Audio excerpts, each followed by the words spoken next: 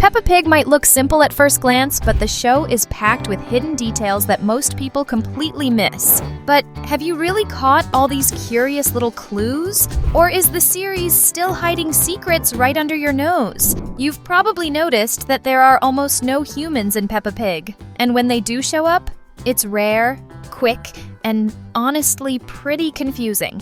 One of the few well-known humans in the show is the pirate. Yep, that guy with the eye patch and a thing for lost treasure. He shows up in the episode Police Station when George loses his beloved dinosaur toy. The pig family heads to the station to look for it and ends up in the lost and found room, where they discover a pirate's treasure that no one has ever claimed. But that's not the end of it. In the episode Children's Festival, something weird happens. The pirate shows up again, or should we say, a bunch of him do. There are 10 pirates scattered throughout the episode.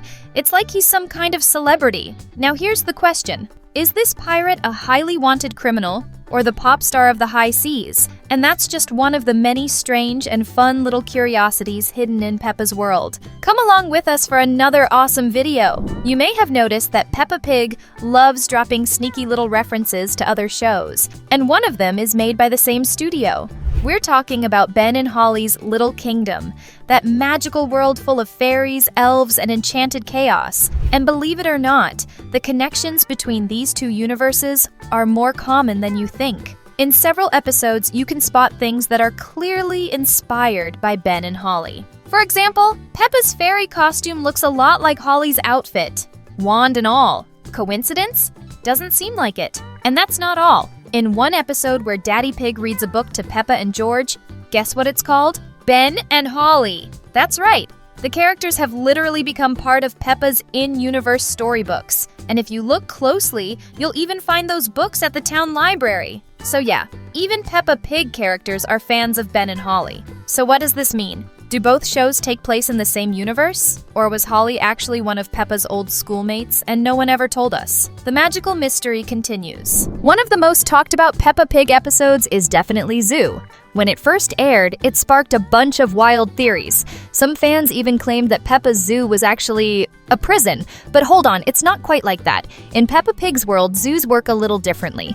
The animals there are, well, animals. Like real ones, no talking, no reasoning, and they act just like creatures in our world. Now you might be thinking, but wait, aren't the characters in Peppa Pig also animals? Yes, they are. But here's the weird twist. In Peppa's world, if an animal can talk, walk on two legs, and drive a car, they're not considered animals anymore. The ones that can't talk, still considered plain old animals and treated that way. So yeah, in Peppa's world, an elephant can go to the zoo and see another elephant behind bars, one with a driver's license and one snacking on peanuts. Go figure. And that's exactly why in the Peppa Pig universe, characters go to the doctor instead of the vet. After all, if they talk, walk, work, and even drive cars, it makes sense for them to be treated like people, right? A great example is the episode where there's a small accident involving Tiddles the Turtle and Pedro Pony. When help is needed, Madame Gazelle asks if the doctors can step in,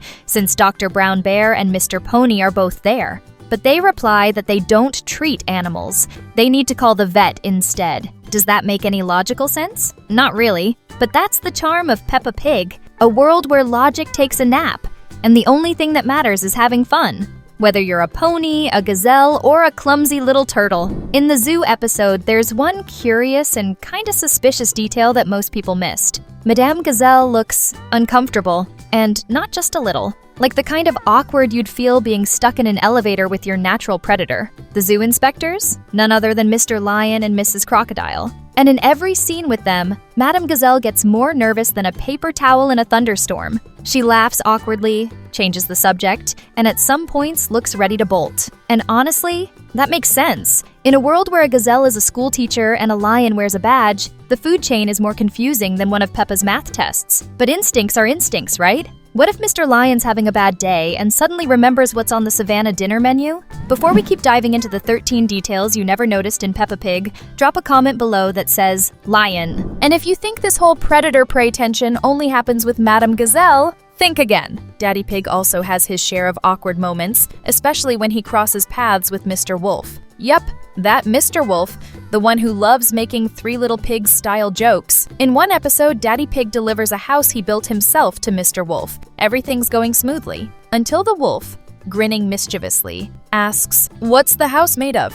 And of course, Daddy Pig answers at lightning speed, "Bricks!" Probably trying to avoid tempting the wolf into blowing the place down. Is that why Daddy Pig became such an expert in concrete and solid foundations? Who knows? But safety first, especially when your client might have hungry fairy tale relatives. Could Miss Cat be a traitor? Sounds extreme, but if you've ever browsed Peppa Pig fan theories on forums or social media, you've probably stumbled across this wild idea. It all starts in the aquarium episode, where Peppa and her family take their goldfish on an outing. During the adventure, we meet Miss Cat's family, and Mr. Cat clearly appears. He's orange. So far, so good. But then, in the episode where the pig family celebrates Grandpa Pig's birthday at a restaurant, Mr. Cat shows up again. Same name, same outfit, but he's not orange anymore. He's now a completely different color, like he went through a full tanning session. That was all it took for fans to start theorizing.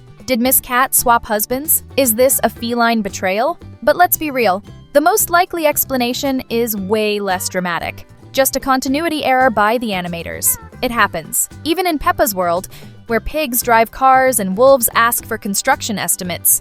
Sometimes even the creators get things mixed up.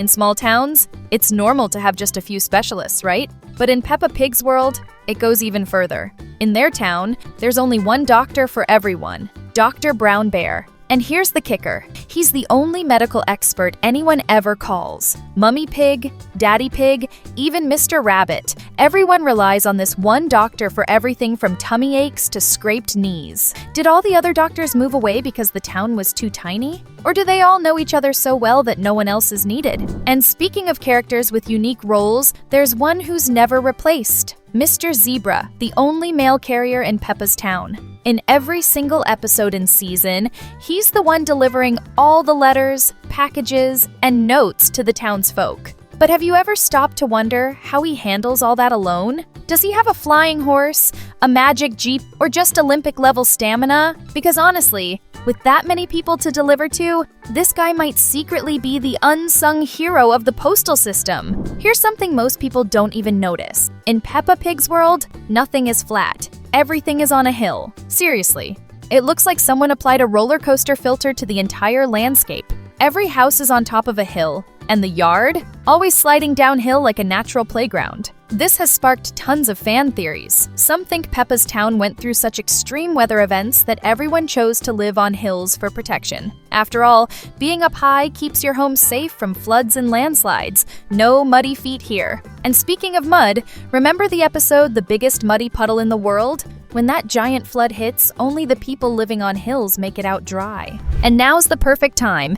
If you haven't already, subscribe to the channel. That way, you'll never miss any new updates from us. Here's a detail most people totally miss. In the world of Peppa Pig, there are no phone numbers. That's right, their phones don't have number buttons at all. Instead, each key is a different color, making it look more like a toy than an actual phone. If you've never noticed, check out the episode where Susie and Peppa have a fight, and Susie goes home. Peppa asks Mummy Pig to call her, and when Mummy picks up the phone, surprise! No numbers, just a bunch of colorful buttons. So now the question is, do phone calls in Peppa's world work through rainbows? Or do they just use the phone to play pretend? Could it be that in the Peppa Pig universe, everyone is part of the same big family? Have you ever noticed how, even though they're different animals, pigs, bunnies, dogs, cats, they all have nearly the same face shape? It's like they're distant cousins, or maybe even long-lost siblings.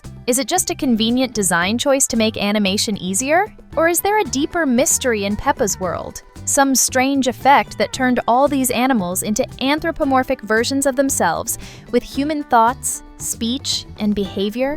While cars in the real world usually come in neutral colors, your basic silver, white, or black, Peppa Pig's universe is bursting with color. Their cars look like they were painted using a fresh box of crayons straight from your little cousin's backpack. Take Daddy Pig's car, for example. It's bright red. Grandpa Pig's, yellow like a sunny day. and grandpa dogs, a Blue that feels straight out of an 80s cartoon. And here's another thing, Peppa's family cars only have 2 doors. That's right. Unlike most family cars out there with 4 doors, these ones look more like sporty little coupes, which means getting everyone in and out must be a whole workout. Maybe it's to teach kids how to be flexible. Or maybe in Peppa's world, cars are just for short fun rides, not for hauling luggage or going on long road trips. At the end of the day, the world of Peppa Pig is full of quirky and charming little details that make us look at the show in a whole new way, whether it's the colorful cars, the adorable hills, or the odd mysteries behind the characters. And if you're into Bluey and other animated shows, we've got 2 awesome videos you'll definitely want to check out. Thanks for watching and see you next time.